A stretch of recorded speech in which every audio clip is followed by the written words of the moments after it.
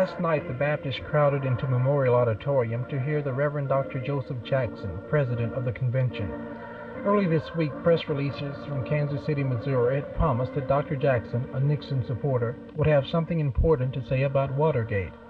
Not the Watergate spoken of in the 8th chapter of Nehemiah, but the Watergate that's on the front pages of every newspaper and on the minds of every individual in the country. In his brief remarks before his attentive listeners, Reverend Dr. Jackson seemed to have been paraphrasing the biblical quote, "Whatsoever a man soweth, that shall he also reap."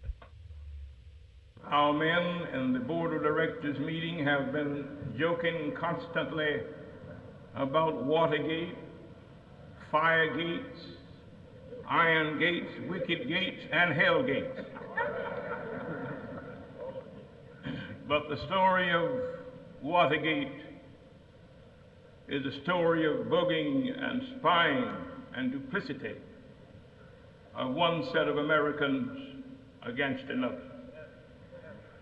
But when we get at the bottom of this struggle, we will find that America herself and other nations have practiced bugging and spying.